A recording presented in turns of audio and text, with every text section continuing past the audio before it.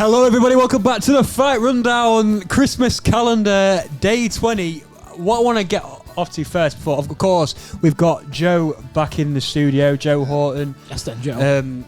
Amateur prospect coming in, looking to do some damage in the boxing scene later on. But excitement levels for Christmas is what I want to know. What's your excitement levels? Yeah, very, Christmas, it's just... Get some food, innit? Yeah. Get all the food in you can, like. Yeah, exactly. Are you a Christmas guy? Yeah. All day? Well, yeah, just the whole process of it. It is literally about food. Christmas is food.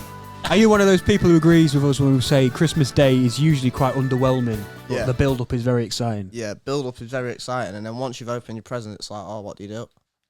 Do you buy presents for other people? Yeah. Yeah? Yeah, I actually get my money out, Chief. You actually get your money out? Yeah, I do. Nice. Fight Rundown sponsorship ain't paying for Christmas presents right there. No. What is the worst part of Christmas meal? It's got to be gravy. Like parsnips. Gravy. Yeah, I hate gravy, man. He has like curry sauce or something. That's so racist. That's so racist. No way. Ladies and gentlemen, we've caught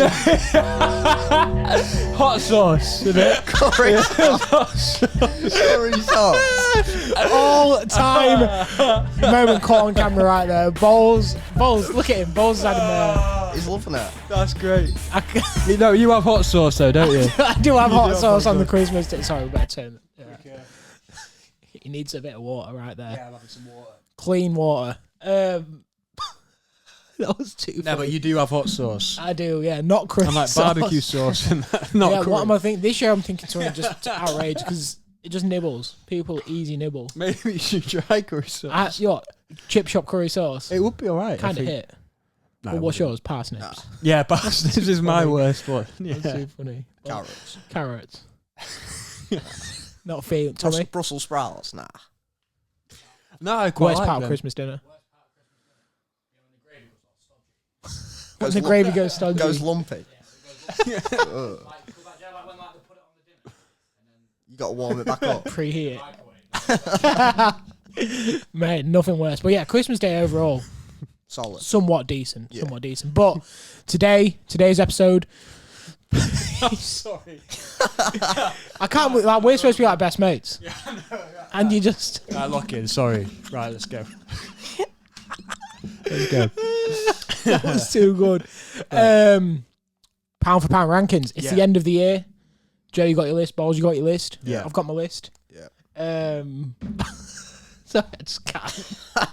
It was actually a mistake as well. Like, I know you didn't mean it. It just makes it even more funnier. I'm very serious right now. About Someone's pound list. waved 5 days on Christmas. Anyways, Yeah. I'm just going to get my list up. And what we'll do, we'll go back and forth each person we've got, starting with the 5th. Balls, will start with you. Right. I'll move down. Okay. Who's number 5? Number 5, I've got Bivol. Bivol At 5. Great performance against Beterbiev. Really was the best versus the best, and rightly so, known as one of the biggest fights of probably the decade. And it delivered with great boxing skill, and he really did show. Stop laughing.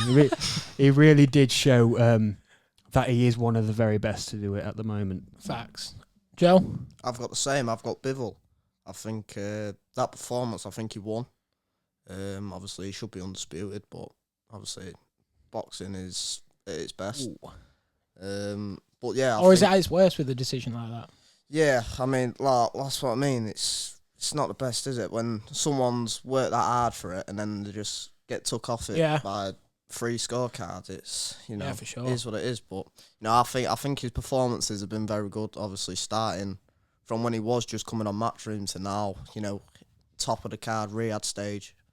I think it don't get any better, and I think he'll get that rematch soon anyway.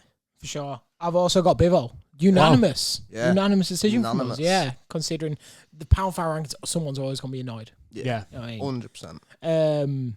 Yeah, let's move to number 4. I'll start this time. We'll go back and forth. I've got Beterbiev. Okay. You might think a bit of a hot statement, but you've got to put them next to each other. They go hand in hand. You can toss it up either way, but I've got to put Beterbiev above Bivol because the decision was that it doesn't matter what I think. You know what I mean? Beterbiev beat Bivol. You know what I mean? That's it. I thought Bivol personally won. But I'm gonna put Beterbiev there. Just in general, though, he's knocked out everyone he's fought apart from one. Undefeated still. They do two of the best. Joe, yours? I've got Canelo at 4. Ooh. I think, I know Bivol has beat Canelo, but I think Canelo's resume, I think he has got to be in there. Yeah. Obviously, you've put Berbatov, but for me, Berbatov's like you said, he's got everyone knockouts, but is he technically gifted in there? Yeah, I get that. I don't know. But he's got the job done, though, hasn't he? That's what I mean. He has got the job. Yeah, but on paper he has, but everyone thinks the same thing, don't they, that Bivol probably did nick it. Yeah. But I mean, I've got Canelo there just for his resume and, for the amount of people he's fought, how many world titles he's won at different weight classes and stuff like that. I think that he has got to be in there, definitely. Yeah, I agree. I actually do agree, yeah. I think, you can't deny the resume. It is. You look at him over the years and you see how he's learnt from every single fight, big fight he's ever had. You look at the fight with Floyd, he seems to have the ability to be able to analyse you in there and then take good things from your game and sort of develop it into his own. Yeah. With the Floyd Mayweather head movement, for example, he really worked on that. And, it's just the way that he's always managed to adapt and find a way to win as well. I think he definitely is still one of the very best. 100%. That's a good state. Balls back to you for number 3. Got Usyk at 3. I think it really was a toss-up, sorry. Yeah. With 1, 2 and 3, I think it really is most people's top 3. I think we've all got the same 3 people. Yeah, but it just depends on what way round you're going to put them in. But yeah, that win with Fury, I think he'll beat Fury again. Definitely. So I think you look at the wins that he's got, the two-weight undisputed champion, only a couple fighters, I think only 3 fighters have done that ever. Jesus, just different gravy. At 3, I've got Inoue. Oh, G probably won't be happy with that. But we'll see. But no, I think he's at 3 because, everyone says about these young fighters who are at lower weights, they don't get they don't see enough of them. They're not getting all over TV, whereas you see Usyk Fury, it's all over, innit? Whereas these lower weights, you don't see a lot of them. But it's all over in the Western culture. That's what I mean. I think Inoue is high class, but obviously he's at the lower weight, so you think, is he actually going to push on? But when he pushes up through the weights, like now he's at super bantam, obviously he's going to push on to feather, isn't he? Yeah. And I mean, if it's the names of the people. If he ends up at feather, he's going to fight some big names, and then who couldn't say he could end up at super feather, and that's near lightweight, isn't it? People will drop down from lightweight just to fight him. Yeah. And that's where your big names come in, and then he'll go up the rankings, and I'm sure he'll probably end up number 1 anyway. Yeah. Okay. Obviously, for now, I think he's at number 3, but everyone don't look at the lower weights and think, oh, look at him, like you see Bam Rodriguez, what a fighter he is. Yeah. I mean, top 10, he's definitely in your top 10. Yeah, 100%. But obviously, lower weights, they don't fight as many big names as what obviously heavyweights or light heavyweights do. Yeah. But I mean, for me, Inoue is definitely in there, top 5. I've got Usyk at 3. Yeah. Same with Bowles. I mean, there's nothing I can really say apart from the fact that he's killed it. You know what I mean? He's cruiserweight, heavyweight. How can you question it?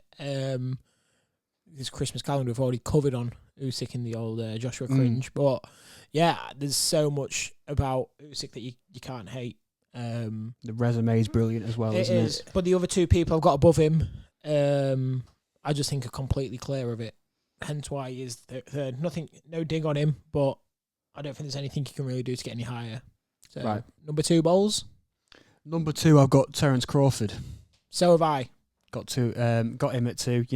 I just think to get that one spot is not quite as active as maybe Inoue is, or hang on. Sorry, just give something away. But obviously, he's not quite as active. But when he's in there, it seems like it's almost like it's just unbeatable at times. Yeah, where it's just like foregone conclusion already before he even steps in the ring, and it's like, it almost looks like literally like he just can't be beaten, and I can't see a way that anyone could ever beat him. But yeah, that's my take on it. Yeah, 100%. I'll just do mine as well while we're here. Crawford too. He's done everything. You know what I mean, this year it was Madrimov. Was that his only fight this year? Yeah, I'm pretty sure it was. Spence was last year, wasn't it? Yeah, it was, and that's why he's 2. Yeah, July. exactly. Like Bol said, I swear it activity. was July time last year, wasn't it? Yeah, Spence. Yeah, Yeah. I swear I think it was early September. yeah. It was. Say a Yeah. date. Yeah, the 7th. Oh, it was July. Yeah, fair Yeah, play. July. Yeah, End thought of it July, was. which is very rare. But yeah, only one fight against Madrimov. Madrimov's good, but I definitely don't think it's good enough to win. To think maybe because last year we had Inoue win our fighter of the year. Yeah. It'll be interesting to do this year, but I don't think one fight's enough to quite put you in that predicament. Especially when you look at the UFC, you got Pereira, who's fought 3 times this year, which is ridiculous. Who's your number 2? Number 2, I have got Usyk. You got Usyk, yeah. I think he's only above Inoue because Inoue's active, but obviously for Usyk to jump up to cruiserweight and heavyweight, whereas like Inoue's just jumped up from bantamweight to super bantam. Obviously, there's a big difference there, but obviously cruiserweight to heavyweight, that's a very big jump. Yeah. And you don't see a lot of fighters do it nowadays, especially when they can undisputed at cruiserweight and undisputed at heavyweight. And not only that, but you don't see a lot Joshua of that. and The history. Fury. That's what I mean. Two of the biggest Great Britain names, And Dubois.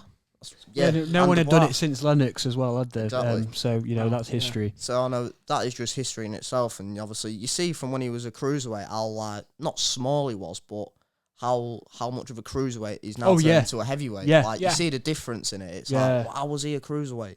And he's like, you see Fury's a big heavyweight, and he nearly knocked him out in 9th-10th round. Yeah. And he's just meant to be a little cruiserweight. For sure, yeah, he's an Obviously, undersized heavyweight, He's definitely done a big jump, and he's definitely one of the best to do it, really? Yeah. Number 1? Number 1 is Inoue. Yeah, same. He just seems to always find a way, which is what the world champions do. I remember that fight with Luis Neri, where he gets knocked down early. Did he get knocked down twice? Or was it just the once? Just once, wasn't it? Was it just the one? First round?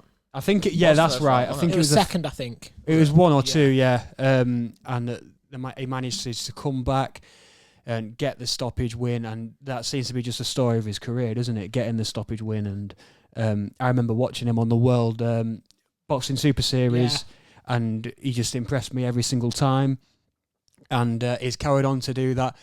The only question mark I've got with Inoue is the fact that he always fights in Tokyo as well. Favourite part of him, though. And I know that's your favourite part of it. I'd like to see him move. Imagine Inoue going to the UK. Well, he is now, isn't he? It's going to the UK. You reckon? Yeah, well, he's signed to Riyadh Season, hasn't he? Yeah. Yeah, 15 so million I can sales, see him going to like a Wembley or something. That would be pretty insane. On an undercard or something, on a Madden card, it would have to be. But anyway, that's the only thing at the moment. He fights a lot in Tokyo. We don't know what sort of extra special things he gets in Tokyo. That's a great point. I've seen nothing to say that he can't be pound for pound number 1 though. Agreed. He last year 2 fights, this year 3 fights on the Christmas Eve he's fighting as well. That's special. The fact that he's fighting 3 times at the level he is, and one of them, I don't know if you two will get it, but the Tokyo Dome, it is the most prestigious stadium in Japan. Obviously, being a wrestling fan, that stadium is massive. It's like the fact he's sold that out. Obviously, I know Tuesdays is a weird day. Yeah, for like that's the UK. their Saturdays, isn't it? Though Pretty much, yeah. I mean, I don't really know how it works, but I don't know what if they have weekends or how the work system's like. Are you allowed weekends in Japan? Let me know. Or is it like a rotating 5 on 2 off? But it's crazy that he sold out the Tokyo Dome in a crazy fight. But he's gonna have 3 fights this year. That for me is why he's quite simply number 1. He is number 1 again, pound for pound. Joe, I've got Terence Crawford at number 1. Obviously, I think you'd probably know that anyway. But I know you said he's unactive. He's had 2 fights in 2 years, is it? Yeah. He had 1 last year, then 1 this year, hasn't he? So I mean, he's fought once in the last 4 years. I mean, 1 time a year in the last 4 years. Oh, yeah. I was gonna say, and but you see the skill, and I don't think anyone can beat him, if I'm honest. Yeah. I mean, obviously, the only time you'll Skill-wise. see him get beat is if he starts stepping up too much in weight. And obviously, you see it with Canelo, these bigger boys like Bivol, and obviously, I know he won't go up to like 175, but you're saying 160, 168. Massive jump. These are big lads. It's half a stone But there. for now, I think that no one beats Crawford. I think he's too good. I think he's too slick. And that's why he's number one. And for the people that he's beat over the years, starting from when he was younger, like when he beat Ricky Burns, no one even gave him a chance against Ricky Burns. And look what he did. Yeah. And then he's just built up from there. And obviously Spence is probably it is his best win, isn't it? And then to beat Matrimov, I know he only had 10 fights, but then you look at what he did in the amateurs, he's probably had over 300 fights in the amateurs, hasn't he? Yeah. And, he's the top notch. So, Crawford's number one for me. To be fair, you can't doubt, because the pound for pound one for Crawford, because the people he does fight, he absolutely smokes. Yeah. Like, it's crazy. Like, you see the levels in, like... Yeah, exactly. It's the levels, isn't it? Yeah, It's a perfect way to describe it. He's a yeah. level above everyone he fights. Yeah. So, now we've done the pound for pound, of course, not often we do get you on. So, we're going to do our own awards, me and Bowles, but can you give us your fighter of the year, your breakout fighter of the year, and your favourite card? Right. Favourite fighter? I know we've just put you on the spot here, but Yeah. we'll let you think about it. Right. Favourite fighter?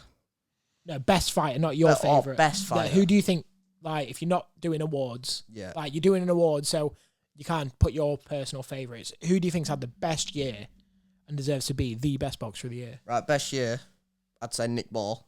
Great shout. Yeah. Wow. Yeah. Brilliant. I mean, obviously, getting the draw for the WBC, I thought that was a hard one, wasn't it? Well, obviously, we was all watching it together, weren't we? Yeah. Was that it? Yeah. Yeah.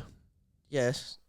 Oh, man, he's had 3 fights this year. That's what I mean, right? Levels. So, draw for the WBC on a big Riyadh card. Robbed as well. Next, he boxes a Raymond Ford, who's obviously slick, southpaw, quick, and he beats him fair and square. There was no... Obviously, it was a close fight. It was a very close fight. It was a split decision, but I don't think it should have I did think that Nick Ball won that.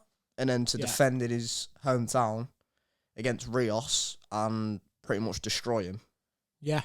I mean, there was times when Rios looked like he could get back into it, but Nick Ball just did his thing, didn't he? I didn't even think about that. Like, that's a good such shout. a good shout. I think he has had a really good year, and obviously that's 3 fights this year, isn't it? Yeah. There was all this year. That's mad. So really, he should be unified champion, and he's defending in his hometown. I mean, you can't really get a much better year than that, can you? Not at all. And your breakout fighter, who do you think's had a? I guess Nick Ball wins that as well. Yeah, he probably would, wouldn't he? He does, yeah. And best card. There's been a lot of good cards this year. Yeah. The 5v5 was pretty sick. Yeah. You've got Knockout Chaos. You've got Cattrall Taylor, which I know you went to. Yeah. You've been to quite a few as well this year. So I have. I would probably say the first 5v5 when like Hamza Shiraz knocked out Amo Williams. Yeah, and that was that card. That was a 5-0. Yeah. Yeah, what was that? The June 2nd? I think that was a Ray Ford card, wasn't it? Yeah, it was. Yeah, wasn't Nick it? Ball Ray. So let's look at that card. Willie Hutchinson was on it as well. Yeah, he boxed Craig Richards, didn't he? There it is. Yeah, Nick Hergovich, Dubois. Yeah. It's a good card. Bivol versus Zanad. Wilder versus Zhang. Yeah. Yeah, that was a good night, actually. That was a good night. Nah, that was my birthday night, That was, yeah. Actually, yeah. But I think it's the whole point in that Riyadh season. I think it's bringing fighters to fight each other that they wouldn't normally do. They wouldn't normally take the risks, but I mean, the money's there, innit? Obviously, you're not going to say no to a 50-50 fight and the money, which people go off nowadays. True. Of course. And have you got anyone maybe for 2025 you reckon the guy people should know about? Any big stars coming through that maybe not people know? Well, I mean, on the British scene, obviously, you've got your people like Dalton Smith. I think 2025, they're going to be knocking on for world titles. Yeah. Obviously. But then you've even got, like, your younger ones like Royston Barney Smith. They're fighting at York Hall under Frank Warren, but, they're doing these lads and they're showing them the levels that they can go. Yeah. And obviously, you've just got to look at, like, small all shows as well, because obviously people starting on pro debuts and that, they don't get the recognition that they need. Yeah. But obviously, who's to say in 2025 they're not going to have a couple of fights, then step up? Yeah. Well, to be You know fair, what I mean? with Frank, they're in great hands, aren't they? Because I said this to Jeeve on the pod. I said that if there's one thing that Queensberry does good is building up a fighter from their pro debut all the way up to the top. Young fighters, a lot better than Matchroom, I feel like at that. Matchroom good at signing big stars and keeping them big. Exactly. Queensberry the best at making them. The thing is, I think is with Queensberry as well. Like they're putting him in York Hall shows and they're getting out active. You know, once every 3-4 months. Yeah. And I think obviously when you turn pro, that's what you need. What's the point in just fighting on a big card then having 6 months off? Yeah. You know, whereas these younger lads, they're getting there. They'll get to like 7, 8, 9-0, and then knocking on for titles, aren't they? And they've developed into a man and they know what they're doing. That's it. Absolutely. Well, it's always good having Joe Horton on. Yeah. Fight Rundown legend. Yeah, I mean, it's not he's actually Fight Rundown family. I am. Yeah. In the official phrase. I am. Again, another good year of watching Joe Horton fight. We appreciate the fact that you always rep us. You know what I mean? You got the shorts on, rep the shorts. Hopefully we can get you on more next year. Oh, yeah, 100%. 2025 is a big year, isn't it? So for all of us. All of us. What's your plans for 2025? Obviously, just try keep active, you know. Nationals in February, nationals in November, Ox Cups, you know. It's just to try and get as many fights as I can, really. That's it. Love that. Well, perfect. Thank you for joining us. You can follow us on TikTok and Instagram or wherever, Facebook, LinkedIn, Twitter, YouTube, Apple, Spotify, wherever. 5 days till Christmas. We hope you enjoyed. We'll be back tomorrow. You can also check out a previous 19 episodes we've already recorded. I've been Jeeve. Been Bowles. Been Joe. Joe on. And we will see you soon.